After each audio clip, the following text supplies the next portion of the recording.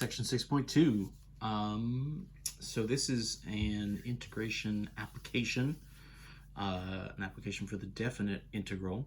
And this is about finding the area between two curves. We've been using antiderivatives and integration, right? The definite integral. We've used that to find the area under the curve, right? A sort of single curve. And so what we're going to look at today is, voila, how to find this type of area. So that is if I have two different curves and I'm sort of picking a region between them, either in this case, right, so that specifically from sort of point A to point B, or you'll see different examples where we're actually sort of looking at the region that's literally between them as far as like from where they intersect. We'll kind of see both of those different setups. So we want to find this sort of in-between area, right? The sort of shaded red region. And so what we have here in this case, right, is kind of an upper function, sort of a ceiling function, f of x, and then there's like a floor function, which in this case is g of x. And so the setup for this is going to be do the integral from a to b, right? So sort of from point A to point B, right? Left to right is lower to upper on your bounds.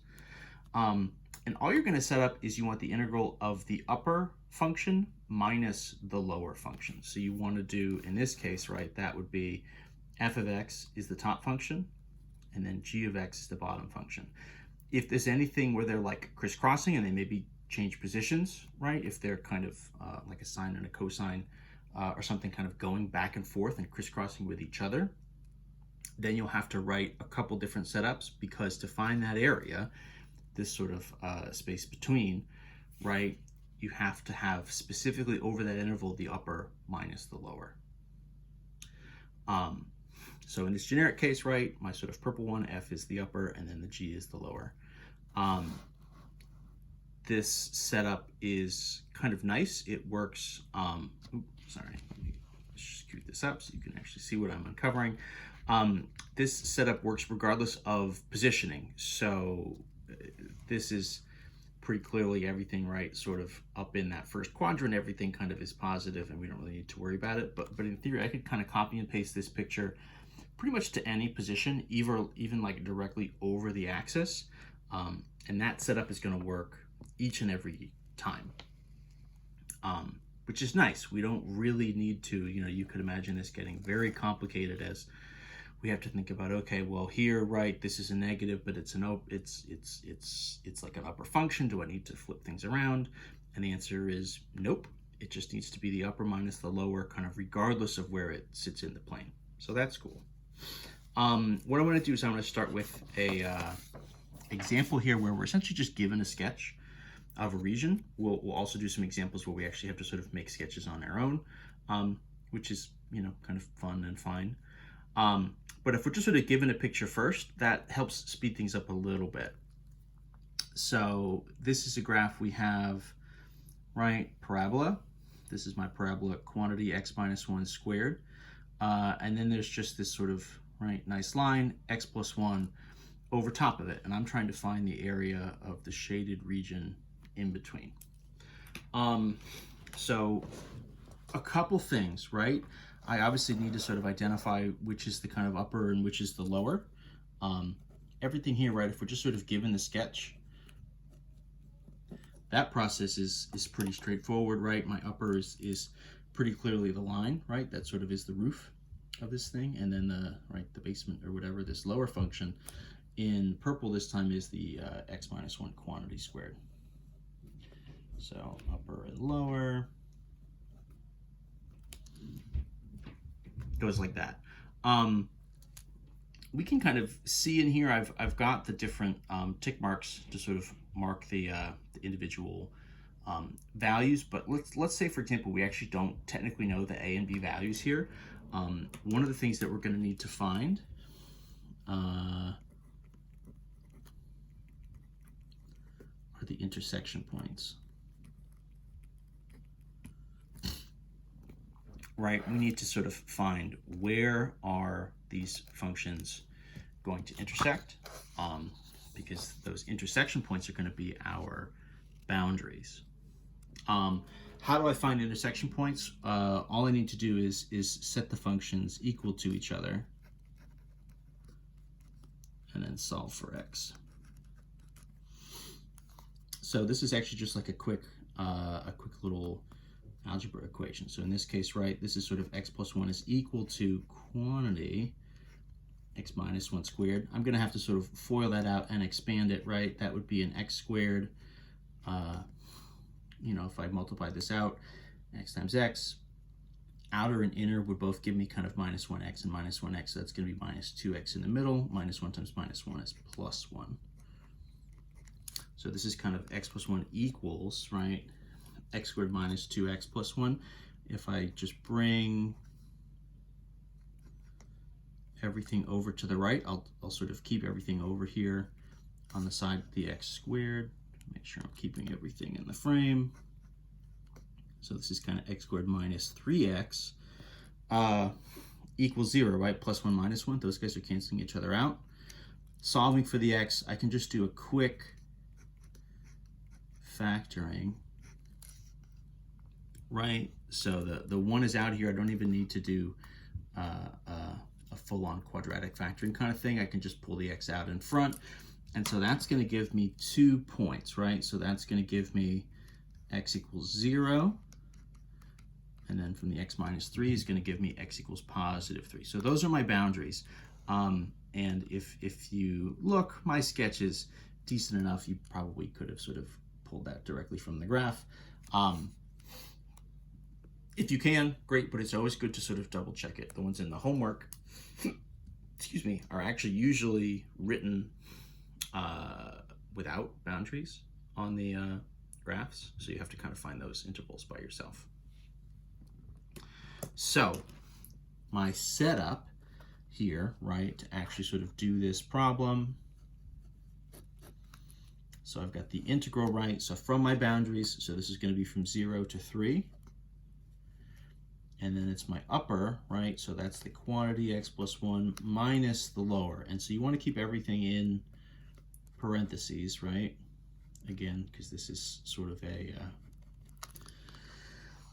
it's a subtraction setup, so it's obviously very important to make sure that we have everything sort of in the right spot, right? And we sort of distribute and do everything just as we should.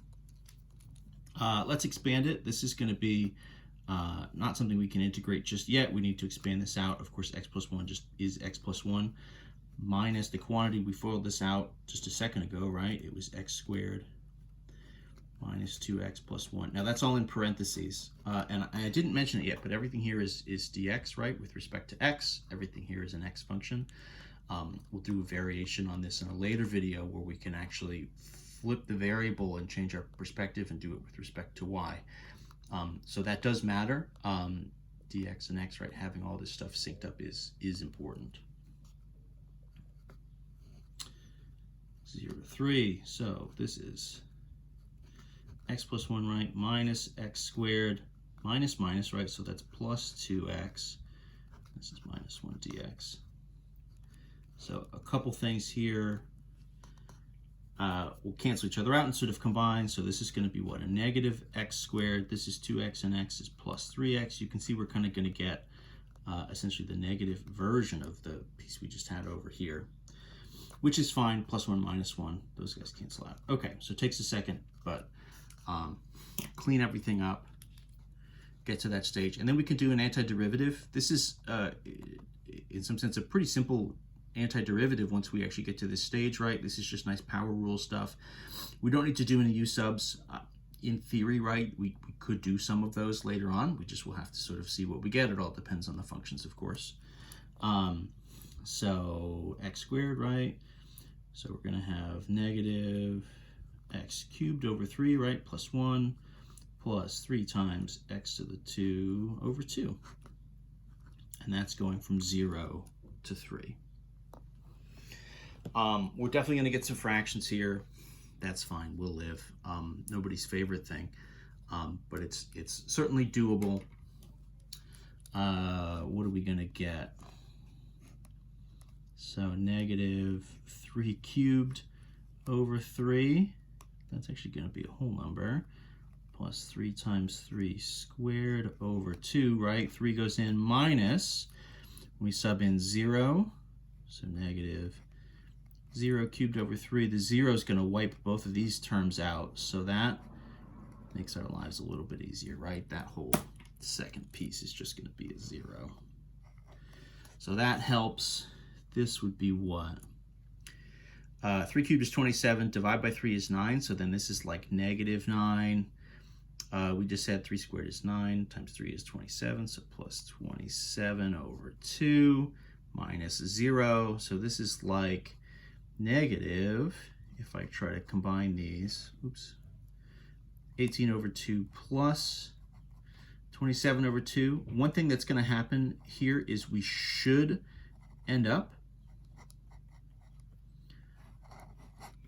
with a positive value. So we sort of said before, whenever we're doing definite integrals, if we're just doing an integral of any old function, you know, you're finding an area, but depending on the positioning, right, if the region is underneath the axis, is under the curve, that's going to get you a negative area, sort of a negative region, and that's going to come out in the integral. This is the area between curves, and so one of the things that should happen to us here, because we're finding the area that sort of is between, right, curve 1 and curve 2, the upper and the lower, you should always get a positive value. If you get to the end and you end up with something, you know, maybe we screwed up at some point, we flipped the negatives, and these two things got switched. I ended up negative 9/2. I should know, you should know, that that's not correct. In this case, if you're trying to find an area that's between two curves, the whole setup is based on, right, the upper minus the lower, and that should give you a positive final answer. That should give you a positive area. So keep that in mind as you're sort of running through these. You know, we obviously had negatives kind of flying around here, but in the end we end up with a positive, and so we're good to go. So there you go. That's kind of the generic setup. That's sort of one example. We'll obviously do a few more examples here in the next video or videos. So check those out. But that's how we get it started.